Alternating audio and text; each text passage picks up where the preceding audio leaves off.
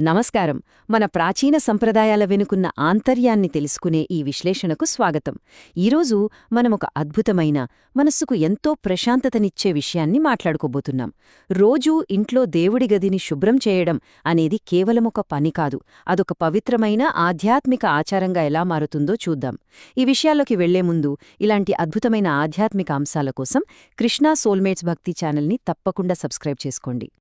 అస్సలు ఒక ఇంట్లో పూజాగదిని ఏర్పాటు చేయగానే మనశ్శాంతి గ్యారంటీగా వచ్చేస్తుందా? లేక అక్కడ దాగి ఉన్న అపరిశుభ్రత, పనికిరాని వస్తువులు పాజిటివ్ ఎనర్జీని అడ్డుకుంటున్నాయా? ఇది నిజంగా మనం ఆలోచించాల్సిన విషయం. ఇవాల్టి ఉరుకులో పరుగుల జీవితంలో మన మానసిక ప్రశాంతత అనేది దేవుడి గది నిర్వహణతో, అక్కడ చెత్తను తొలగించే ప్రాచీన సంప్రదాయాలతో ఎంత లోతుగా ముడిపడి ఉందో మనం ఖచ్చితంగా అర్థం చేసుకోవాలి. సరే, ఇక ఏమాత్రం ఆలస్యం చేయకుండా విషయాల్లోకి వెళ్ళిపోదాం. ఈ విశ్లేషణలో మనం ప్రధానంగా 4 అంశాలు చూడబోతున్నాం. 1. పవిత్ర ప్రదేశాల శక్తి. 2. పూజాగదికి వాస్తు నియమాలు. 3. వెంటనే తొలగించాల్సిన వస్తువులు. ఇక చివరగా శుభ్రం చేయడానికి సరైన సమయాలు. ముందుగా మొదటి విభాగం, పవిత్ర ప్రదేశాల శక్తి.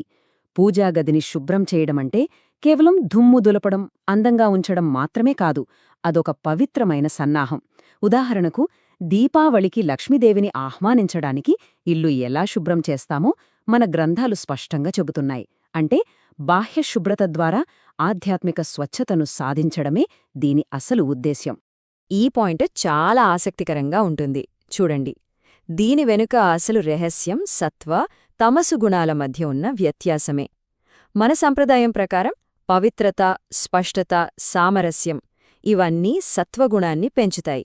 దానికి పూర్తి విరుద్ధంగా దుమ్ము, పనికిరాని వస్తువులుంటే అది తమస్, అంటే మందకొడితనాన్ని, నెగటివ్ ఎనర్జీని ఆకర్షిస్తుందని గట్టిగా విశ్వసిస్తారు.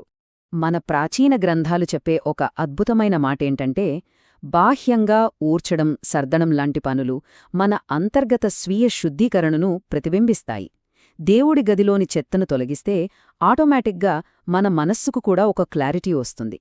అహంకారాన్ని, పాత జ్ఞాపకాలను వదిలించుకోవడానికి ఇదొక అద్భుతమైన మార్గం. ఆధునిక భాషలో చెప్పాలంటే ఇదొక నర్వస్ సిస్టమ్ రీసెట్ లాంటిదన్నమాట. అప్పుడే మనస్సు ప్రశాంతంగా మారుతుంది. ఇక 2వ విభాగం, పూజాగది వాస్తు గురించి మాట్లాడుకుందాం.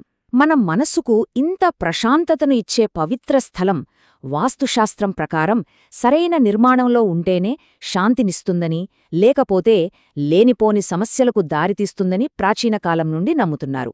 మరి ఆ ముఖ్యమైన వాస్తు నియమాలు ఏంటో చూద్దామా? దేవుని గదిని ఎప్పుడూ కూడా మెట్ల కింద నిర్మించకూడదు. అలాగే బాత్రూం పైన లేదా కింద లేదా అండర్గ్రౌండ్లో అస్సలుండకూడదు. బెడ్రూంలో కూడా పూజాగదిని ఏర్పాటు చెయ్యకూడదు. గాలి, వెల్తురు ధారాళంగా వచ్చేలా చూసుకోవాలి. ఇక రంగుల విషయానికొస్తే తెలుపు లేదా క్రీమ్ రంగులు వాడటం చాలా ఉత్తమం. వాస్తు పండితులేమంటారంటే, సరియైన స్థలంలో పూజాగది లేకపోతే అది మానసిక అశాంతికి, ఆర్థిక ఇబ్బందులకి కారణమవుతుంది. అలాగే దేవుడి విగ్రహాల ఏర్పాటులో కూడా కొన్ని రూల్సున్నాయి. దేవుడి ఫోటోలు కానీ, విగ్రహాలను కానీ ఎట్టి పరిస్థితుల్లోనూ నైరుతి మూలలో ఉంచకూడదు. ఇంకో విషయం ఏంటంటే, పూజాగదిలో మరీ ఎక్కువ ఎత్తున్న విగ్రహాలను పెట్టకూడదని ప్రాచీన గ్రంథాలు సూచిస్తున్నాయి. ఈ చిన్న చిన్న మార్పులే ఆ గదిలో ఒక గొప్ప పాజిటివ్ వాతావరణాన్ని తీసుకొస్తాయి. ఇక 3వ విభాగం, వెంటనే తొలగించాల్సిన వస్తువులు. ఇక్కడ అత్యంత కీలకమైన పాయింట్ ఏంటంటే, పాడైపోయిన లేదా వాడిపోయిన వస్తువులు పూజాగదిలో ఉంటే అవి పాజిటివ్ ఎనర్జీని పూర్తిగా బ్లాక్ చేస్తాయి. మరి అవేంటో తెలుసుకోవడం మనకు చాలా ముఖ్యం కదా. సంప్రదాయ నియమాల ప్రకారం మనం కొన్నిటిని వెంటనే తీసేయాలి. పగుళ్లున్న విగ్రహాలు, విరిగిపోయినవి, చిరిగిన దేవుని వస్త్రాలు అస్సలు ఉంచకూడదు. అలాగే పూజకు వాడిన ఎండిపోయిన పువ్వులు, పాత అగర్బత్తీలు, వాడిన దండలు ఎప్పటికప్పుడు తీసేయాలి. పగిలిన బియ్యాన్ని అక్షింతలుగా వాడకూడదు. ఇంకో ముఖ్యమైన విషయం, ఒకే దేవుడికి చెందిన 2 లేదా అంతకంటే ఎక్కువ విగ్రహాలు కూడా ఒకే చోట ఉండకూడదు. ఇవి గనక ఉంటే ఇంటి పురోగతి ఆగిపోతుందని, ఆర్థిక ఇబ్బందులు, కుటుంబ కలహాలు వచ్చే అవకాశముందని చెబుతుంటారు. ఇక నైవేద్యం సమర్పించే విషయంలో ఒక ఖచ్చితమైన పద్ధతి ఉంది చూడండి. దేవుడికి నైవేద్యం పెట్టిన వెంటనే దాన్ని పూజాగదిలోంచి తీసేయాలి. ఆ తర్వాత దాన్ని అందరికీ ప్రసాదంగా పంచేయాలి. ఆ వెంటనే ఆ ప్రదేశాన్ని శుభ్రం చెయ్యాలి. మనం భక్తితో సమర్పించిన నైవేద్యాన్ని దేవుడు క్షణాల్లోని స్వీకరిస్తాడట.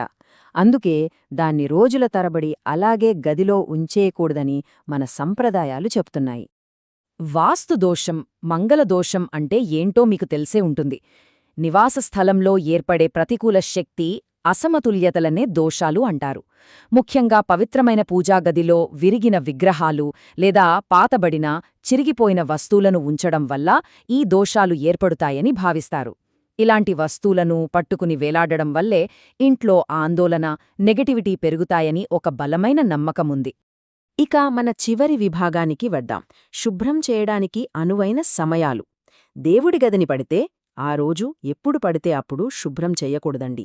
దీనికి కొన్ని పవిత్రమైన సమయాలు ఉన్నాయి. పాజిటివ్ రిజల్ట్స్ కోసం ఈ శుభ్రతా కార్యక్రమాలను ఏ సమయంలో చేయాలో ఇప్పుడు చూద్దాం.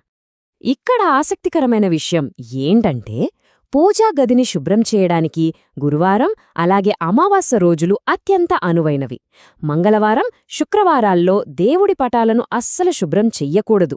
ముఖ్యంగా శుక్రవారం అనేది లక్ష్మీ కటాక్షం కోసం దేవుని ఆరాధనకు మాత్రమే కేటాయించిన పవిత్రమైన రోజు. కాబట్టి ఆ రోజున దేవుడి ఫోటోలను కడగడం, కదపడం లాంటి పనులు ఎట్టి పరిస్థితుల్లోనూ చెయ్యకూడదని పండితులు స్పష్టంగా చెబుతున్నారు. మరి ఇక్కడే ఒక డౌట్ రావచ్చు.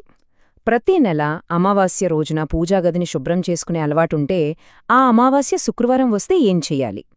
దీనికో ఖచ్చితమైన మినహాయింపుంది.